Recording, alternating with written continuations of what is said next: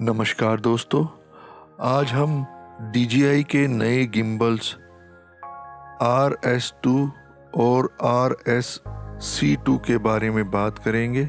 ये DJI के updated gimbal हैं। इससे पहले रोनिन S और रोनिन S-C ये गिम्बल आते हैं DJI के। रोनिन S से RS बन गया, रोनिन SC से RS-C बन गया। ये दोनों गिम्बल इकट्ठे लॉन्च हुए हैं। RS2 में कार्बन फाइबर की आर्म्स हैं जो इसे लाइट वेट बनाती हैं। लाइट वेट होने के बावजूद इसकी पेलोड कैपेसिटी 10 पाउंड है या 4.5 kg। इस पर हम 1DX Mark III के साथ 2470 2.8 आसानी से माउंट कर सकते हैं।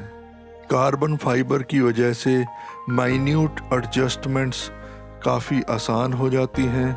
रेड एक्सेंट लाइंस भी कार्बन फाइबर आर्म्स पर बहुत अच्छी लगती है। RS-C2 में कोई कार्बन फाइबर की आर्म्स नहीं हैं। इसकी पेलोड कैपेसिटी 2.5 किलो या 5.5 पाउंड है। ये गिम्बल ड्यूअल बेस प्लेट्स के साथ आते हैं, एक मैनफ्रोटो और दूसरी आर्का स्विस प्लेट, जिससे माउंटिंग अनमाउंटिंग बहुत आसान हो जाती है इन गिम्बल्स पर। अगर आप कैमरा को ट्राइपॉड या हैंडहेल्ड यूज़ करना चाहते हैं तो आर्का स्विस प्लेट समेत गिम्बल से अनमाउंट करना चाहिए और वापस यूज़ करने के लिए आर्का स्विस प्लेट समेत अगर इसको माउंट करते हैं गिम्बल पर तो दोबारा बैलेंसिंग की ज़रूरत नहीं पड़ती। RS2 का रोनिन S के मुकाबले सेंटर ऑफ ग्रेविटी लो है, इसलिए थकावट का एहसास थोड़ा कम होता है। RS2 में 5 फॉलो मोड्स हैं और ट्रिगर के मोड्स हैं।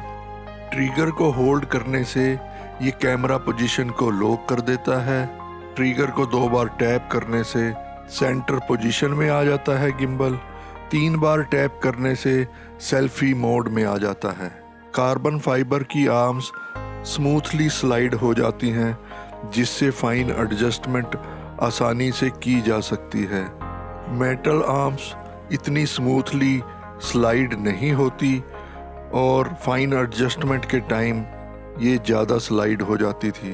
RS2 की बेस प्लेट में एक नॉब है फाइन एडजस्टमेंट के लिए, जिससे कैमरा पोजीशन आगे पीछे आसानी से की जा सकती है और बैलेंसिंग आसान हो जाती है। अगर ये फाइन एडजस्टमेंट नॉब तीनों एक्सिस पे मिले तो काम बहुत आसान हो जाएगा। RS-C2 के टॉप में 180 डिग्री की मूवमेंट है, जिसकी वजह से बहुत ही अलग अलग एंगल्स पे हम शूट कर सकते हैं, जिसमें अंडर स्लंग मोड भी इंक्लूडेड है। और इस मूवमेंट की वजह से स्टोरेज भी RS-C2 की बहुत आसान हो जाती है। फोल्ड होने के बाद इसका साइज़ A5 के बराबर रह जाता है। RS2 में अंडर स्लंग मोड या ब्रीफकेस मोड के लिए एक एक्सेसरी बार प्रोवाइडेड है, जिसको गिम्बल से अटैच करके हम अंडर स्लंग मोड में शूट कर सकते हैं। मोबाइल होल्डर एक्सेसरी भी RS2 के साथ आती है, लेकिन जो एक्सेसरी सबसे ज़्यादा चर्चा में है वो Raven आई एक्सेसरी है, जो एक वायरलेस वीडियो ट्रांसमीटर है। ये HDMI video transmitter base plate के नीचे माउंट हो जाती है, जिससे हम स्मार्टफोन पे डायरेक्ट कैमरा फीड ले सकते हैं।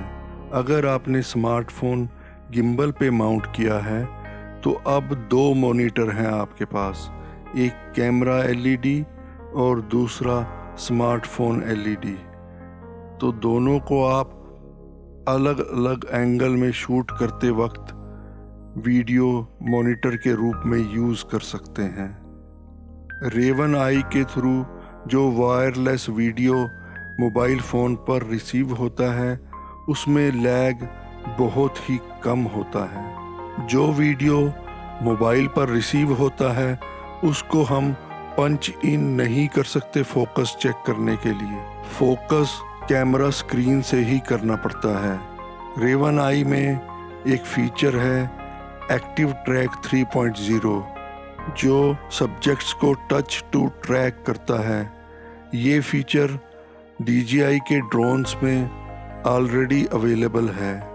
एक्टिव ट्रैक के पुराने वर्जन फ़ोन लेंस से जो डाटा रिसीव होता था उसके बेसिस पे ट्रैक करते थे और फ़ोन को कैमरा के हॉट शू पे माउंट करना पड़ता था। जो 3.0 है वो डायरेक्ट कैमरा से जो डाटा रिसीव होता है उससे ट्रैक करता है। एक्टिव ट्रैक बहुत ही कामयाबी से सब्जेक्ट को ट्रैक करता है जब तक कोई ऐसी ऑब्स्ट्रक्शन सब्जेक्ट के सामने ना आ जाए जो काफ़ी समय तक सब्जेक्ट को कवर करके रखे। फिर ये कंफ्यूज होकर ट्रैकिंग छोड़ देता है, रैंडम किसी भी चीज़ को ट्रैक करने लगता है। मामूली ऑब्स्ट्रक्शंस से ये इतना ज़्यादा प्रभावित नहीं होता और सब्जेक्ट को ट्रैक करता रहता है। RS2 में गिम्बल की LCD पे हम सब्जेक्ट को ट्रैक होते हुए देख सकते हैं, लेकिन उस LCD को टच टू ट्रैक नहीं कर सकते। अगर बिना मोबाइल फ़ोन के हमें सब्जेक्ट ट्रैक करना है तो गिम्बल की LCD के सेंटर में सब्जेक्ट को लाकर ट्रिगर दबाना होगा तो ये उस सब्जेक्ट को ट्रैक करने लगता है। एक्टिव ट्रैक फेसेस भी डिटेक्ट करता है और फेसेस के बेसिस पे भी सब्जेक्ट्स को ट्रैक करता है। RSC2 में एक्टिव ट्रैक स्मार्टफोन की मदद से ही अवेलेबल होता है। अगर हमारे पास रेवन आई अटैचमेंट नहीं होगी तो एक्टिव ट्रैक काम नहीं करेगा। इन गिम्बल्स में ट्रिगर के ऊपर एक व्हील है जो फोकस रैक करने के काम आता है। ये एक्सटर्नल फॉलो फोकस के साथ काम करता है। USB केबल के साथ भी ये काम करता है, लेकिन USB केबल से फोकस शिफ्ट इतना स्मूथ नहीं होता। व्हील की इस नई पोजीशन की वजह से अब हम एक हाथ से ही गिम्बल ऑपरेट कर सकते हैं और साथ ही फोकस रैक भी कर सकते हैं। रोनिन S में जहां फोकस व्हील था वो दूसरे हाथ से ही ऑपरेट होता था। ऐप की हेल्प से हम स्मार्टफोन पर जॉयस्टिक एनेबल कर सकते हैं और गिम्बल की मूवमेंट को कंट्रोल कर सकते हैं।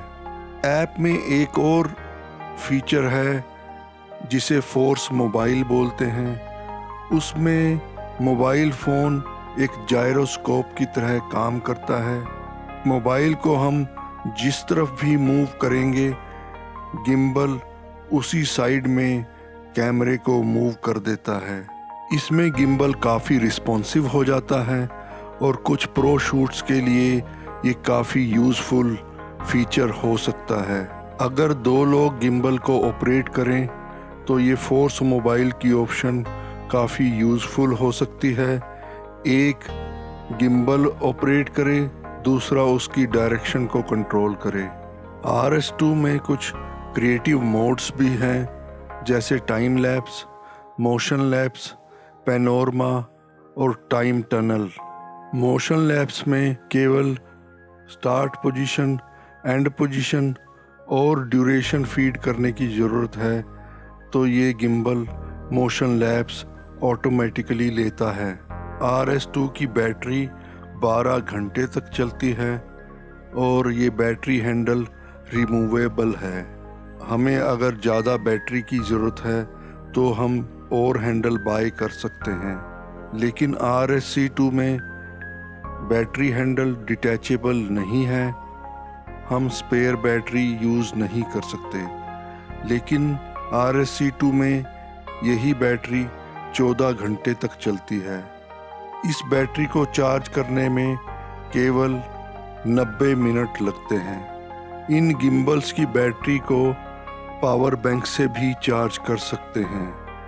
ये बात नोट करने लायक है कि रोनिन एस की बैटरी RS-2 में यूज़ नहीं हो सकती। RS-2 का टॉप बैटरी हैंडल से यूनिवर्सल माउंट के थ्रू अटैच होता है। ये यूनिवर्सल माउंट DJI की दूसरी एक्सेसरीज से सीमलेसली अटैच हो जाती है, जैसे DJI की कार माउंट, जिप माउंट और जिप लाइन माउंट। ये यूनिवर्सल बेस माउंट केवल RS-2 पे उपलब्ध है, RS-C2 पे ये नहीं है। दोनों ही गिम्बल को हम आसानी से पैक कर सकते हैं ट्रैवल या कैमरा बैग में, और ये ज़्यादा स्पेस नहीं लेते। RS-2 के मुकाबले RS-C2 में जो कमियां हैं वो हैं, एक तो बैटरी उसकी रिमूवेबल नहीं है, टच स्क्रीन उसमें अवेलेबल नहीं है, एक्टिव ट्रैक को स्क्रीन से कंट्रोल नहीं कर सकते, और टाइम लैप्स फ़ोन अटैच किए बिना नहीं ले सकते। RS-C2 में और रोनिन SC में जो फ़र्क है वो ये है कि हैंडल से इसकी कंट्रोलेबिलिटी ज़्यादा है रोनिन SC के मुकाबले। बहुत से फंक्शन हैं जो हम ऐप के बिना भी कंट्रोल कर सकते हैं, और ये हैवी कैमरास और लेंसेज को बैलेंस कर सकता है। रोनिन SC की आर्म्स छोटी थी, जिसकी वजह से ये हैवी लेंसेज को बैलेंस नहीं कर पाता था। RS-C2 का हैंडल 180 डिग्री पे रोटेट हो सकता है, लेकिन इसमें RS-2 की तरह कोई फाइन ट्यूनिंग नॉब नहीं है। रोनिन एस को ज़्यादा समय तक यूज़ करने में थकावट महसूस होती थी, लेकिन RS-2 को हम एक्सटेंडेड समय तक यूज़ कर सकते हैं। RS-2 का वेट 1.3 kg है, जबकि RS-C2 का वेट 1.2 kg है। तो दोस्तों, ये था मेरा DJI गिम्बल्स पे रिव्यू। आपको कैसा लगा कृपया कमेंट करके ज़रूर बताएं, और आपकी कोई सुजेशंस या क्वेश्चंस हों तो आप कमेंट करके पूछ सकते हैं। अगर आपको ये रिव्यू अच्छा लगा तो कृपया लाइक, शेयर और चैनल को सब्सक्राइब करें। Thank you very much.